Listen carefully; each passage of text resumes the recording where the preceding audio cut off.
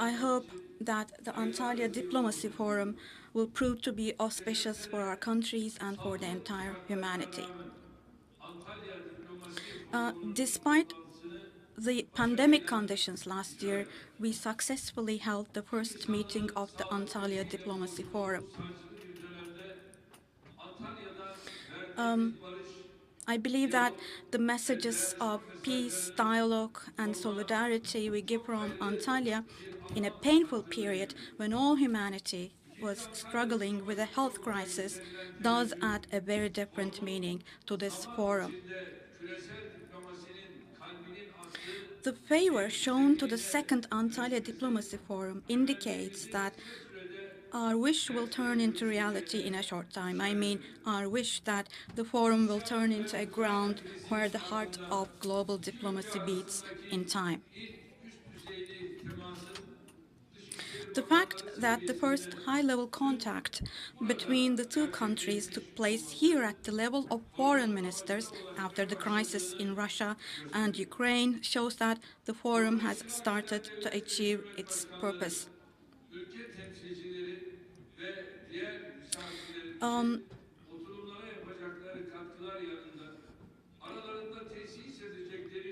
I see the strong dialogue between the heads of state and government, country representatives, and other guests participating in the forum, as well as their contributions to the session, as very important. Likewise, I welcome the intense interest of our youth, who are the guarantors of our future, towards this forum. I believe that the second Antalya Diplomacy Forum, which we organized with a wider participation, will continue on its way as an international event that has proven its worth. Distinguished guests, my dear friends, as our world prepares to leave behind the first quarter of the 21st century, humanity is longing for global peace, for tranquility, and for prosperity is also increasing. There is a lot of progress in science, technology, agriculture, industry, communication, and transportation opportunities, but we see that we as a humanity have not yet been able to resolve our fundamental issues. Terrorism, hunger, poverty, injustice among continents, armed conflict, and civil wars, in addition to environmental disasters which are caused by climate change, these all continue to be at the top of the global agenda, unfortunately. Economies are growing. Skyscrapers are rising. Certain people's wallets are swelling up. And certain countries are getting richer day by day. And statistics are painting us a more prosperous picture in the world. But unfortunately, children continue to starve right next to us. The hunger virus costs lives of more people around the world each year than the coronavirus does. Today, a child dies every 10 seconds in the world simply because they cannot find a bite of bread or a sip of water. Due to instability and conflicts, millions of people are forced now to leave their homes and their lands. The lives lost in the Mediterranean, in the Sahara Desert, or on the top of a snowy mountain reveal the desperation of humans. Now, here, I would like to share with you some striking figures that should make us all think. Since 2014 alone, the blue waters of the Mediterranean Sea have become the graves of nearly 25,000 travelers of hope. In the last decade, the number of refugees all around the world has more than doubled, and it has thus reached 85 million people. More than 2 million Ukrainian refugees have been added to this number in just 15 days. And we understand that the number of displaced people will increase even more in the coming days, in the coming period. Currently, 1 billion people struggle to survive on less than $2 a day. In fact, each of these numbers alone is enough to show the injustice we are facing. But the thing is, each of these numbers is a life, is a person. They are mothers, they are fathers, and siblings of somebody who have the right to lead a dignified and secure life. We live in a world where children wither from desperation when they are still very young. 800 million people do not have access to basic foodstuffs, and hundreds of millions of people go to bed hungry every day. Now, let's face it, the kind of lasting peace, the kind of tranquility and stability we dream of cannot be established in such a world. Let alone preventing new wars, no one can feel safe in an equation where even decades-old conflicts cannot be resolved today. Today's world has turned into a global village, a gigantic village. And in a place like this, no matter where we live, we cannot afford saying, oh, I don't care about other people. The thing is, we should know that every fire we can't put out, every conflict we can't stop, every oppression we can't prevent, every problem we don't go against will eventually affect us and will burn us too. We have witnessed this bitter reality many times in Syria, in Yemen, Afghanistan, Libya, in Iraq, in Arakan, and in many other crisis regions. In these conflict regions, millions of civilians lost their lives, and mostly women and children. Civil values and human traits have been severely injured. In the meantime, confidence in international organizations has hit rock bottom. Terrorist organizations and extremism has gained ground all over the world.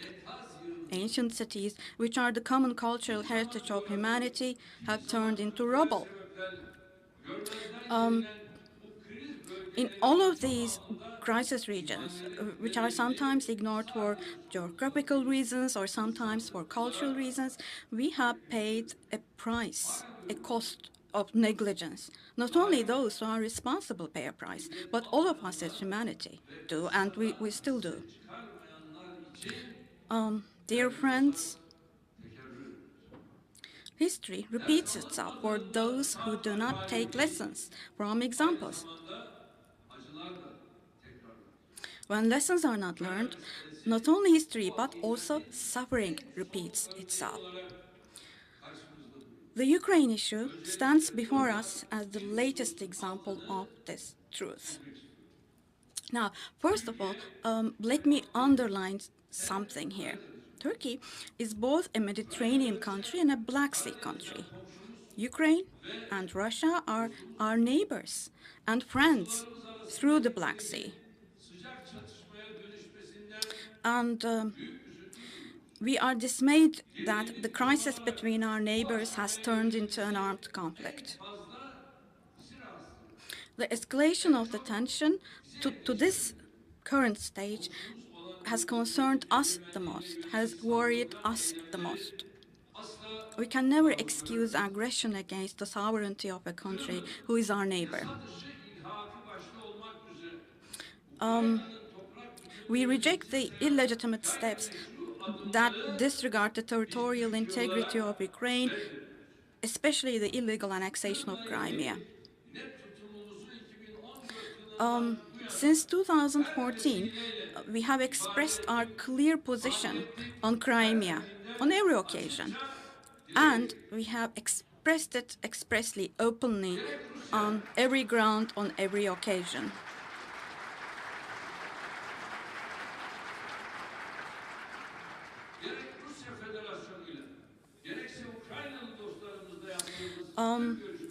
We have always kept this issue on the agenda in all of our meetings with both the Russian Federation and also with our Ukrainian friends. Now, in 2014, when Crimea was invaded, the entire world, the West, if they had said something, I wonder if we would have encountered the picture we have encountered today.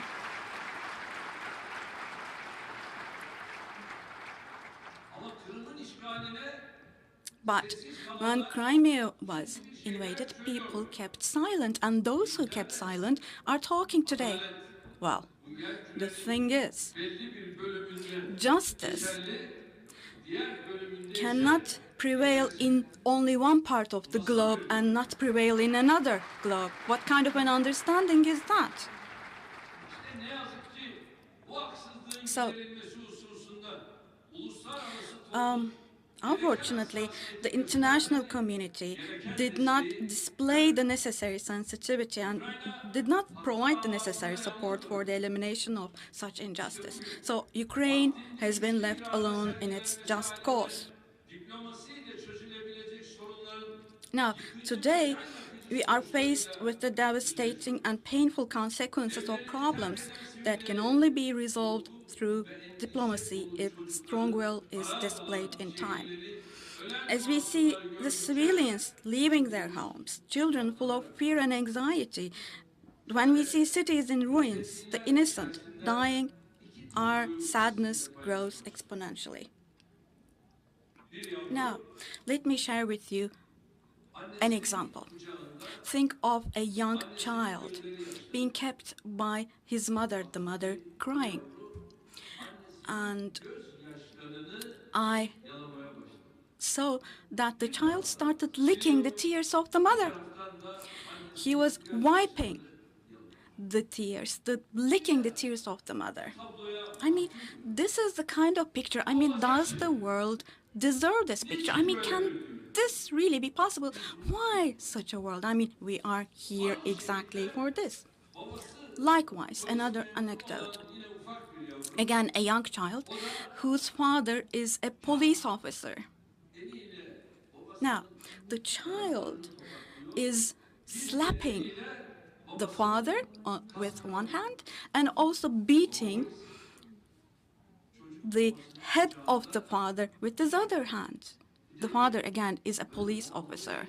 And we're not talking about a teenager here. We're talking about a young child who is at most 3 years old. I mean, does the world deserve this? I mean, that police officer, is it his duty to stop the tears and begging of the child? Or rather, is it his duty to fight against terrorism and anarchy?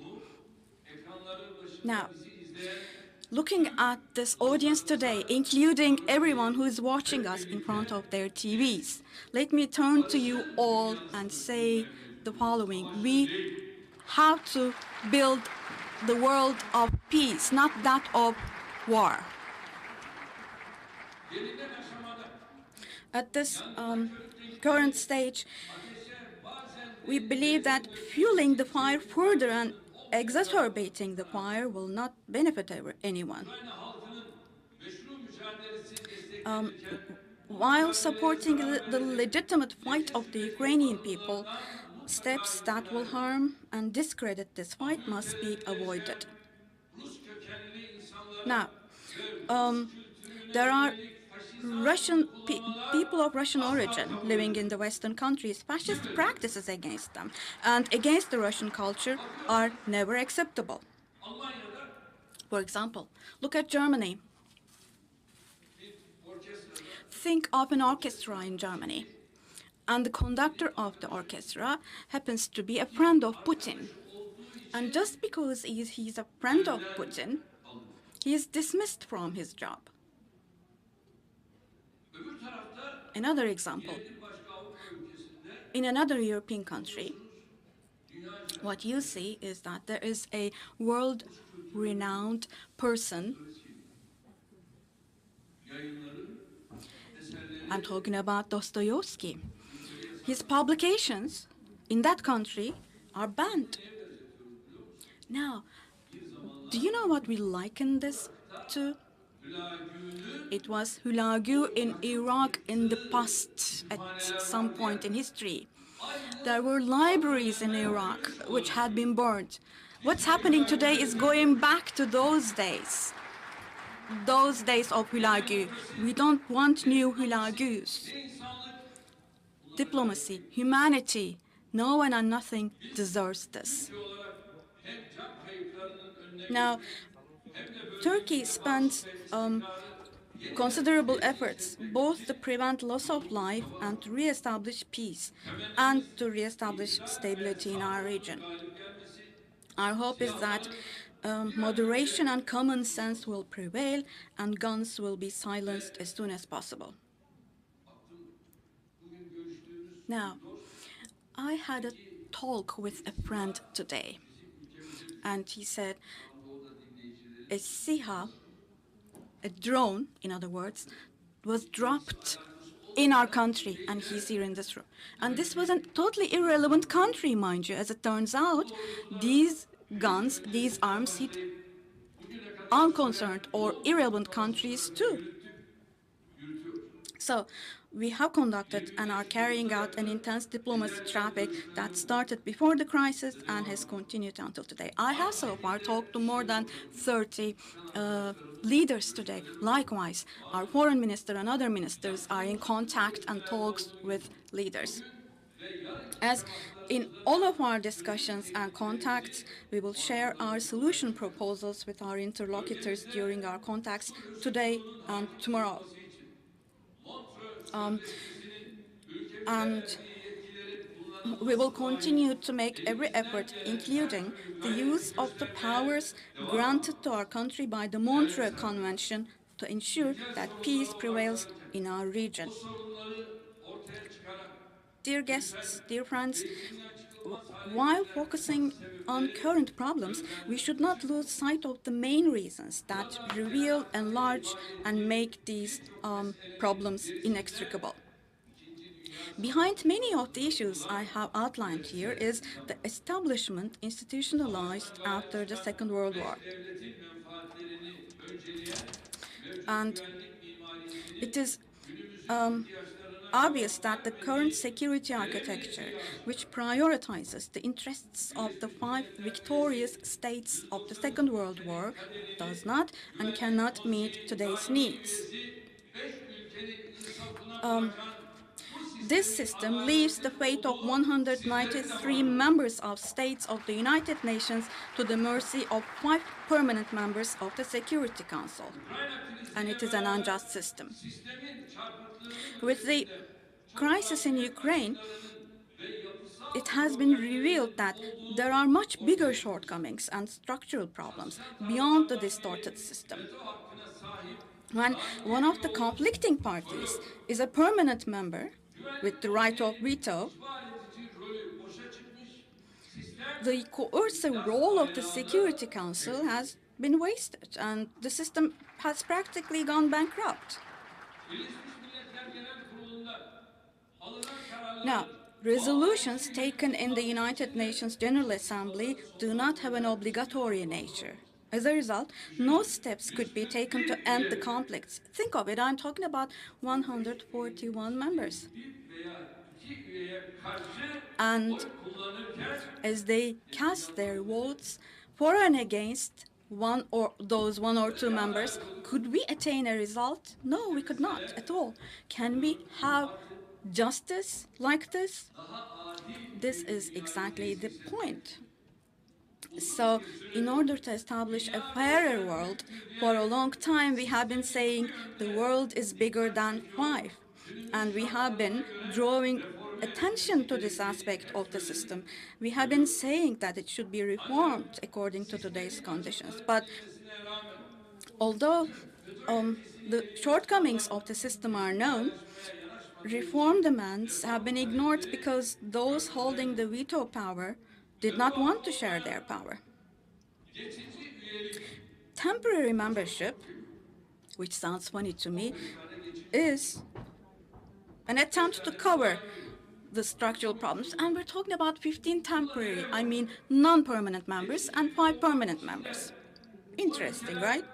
And to become a non-permanent member, countries are spending all that effort. They are conducting lobbying efforts to become a non-permanent member. What difference does it make, even if you become one?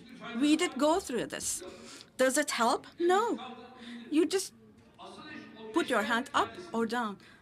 The real thing is rather about being one of the 5 members, because whatever those 5 members say is implemented. So, non-permanent membership has tried to cover up the real problems of the system. And countries like us, which do not hesitate to speak out loud what we think are right, we have been tried to be silenced with unjust and baseless and extremely ugly accusations. But when we say the world is bigger than 5, we're not making a demand for ourselves, for our own country only. Rather, we are trying to defend the rights, laws, and common interests of the entire humanity, as well as the rights of our nation. In fact, the events we have experienced have shown us how accurate, appropriate, and relevant our observations and proposals are. I hope that the same reality is seen and understood by the permanent members of the Security Council, too. It is essential to establish a new global security architecture that will protect peace instead of status quo, and that will serve all humanity instead of the interests of those 5 countries only. With the belief that a fairer world is possible, we will increasingly continue our efforts in the coming period to reform the United Nations. And I sincerely believe that you will provide the necessary support to this fight. We will wait for a bright future. Dear friends, Turkey needs not only a strong will, but also a new paradigm in diplomacy in order to realize the projects we pioneered in the international arena. We believe that our approach to diplomacy should also change. It should be transformed and be reconsidered in the light of the kind of experiences we live. Tradition, experience, custom, and habits are of course important in diplomacy, but all of these alone are not enough to solve the kind of intricate problems we face today.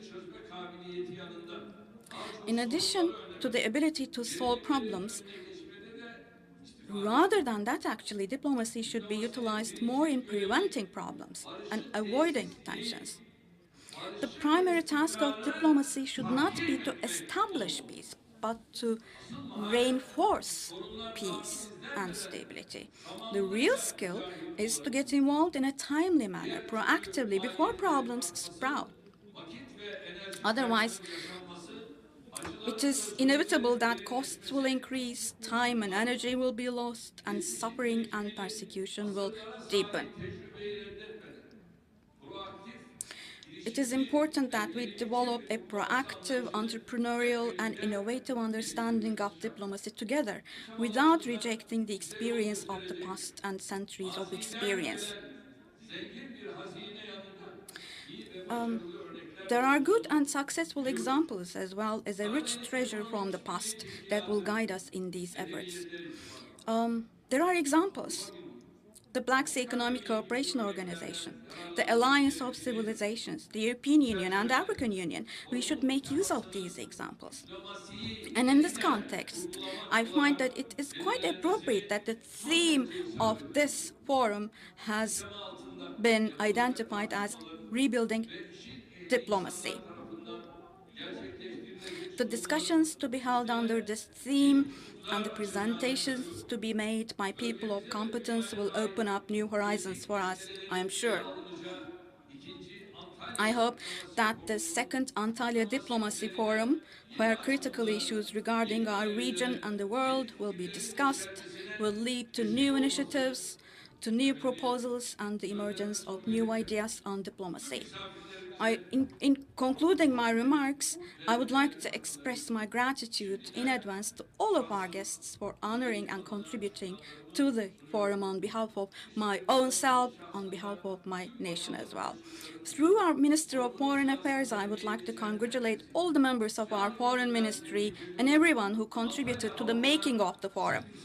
Special thanks to the people of Antalya for their sincere hospitality towards our guests. And I hope to be able to see you again,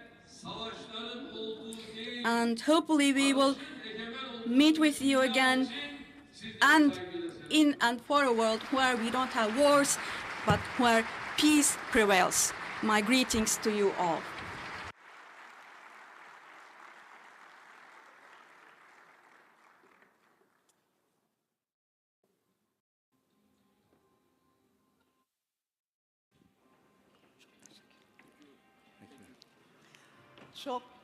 Çok teşekkür ederiz, President Erdoğan. His Excellency. So honestly and from the heart.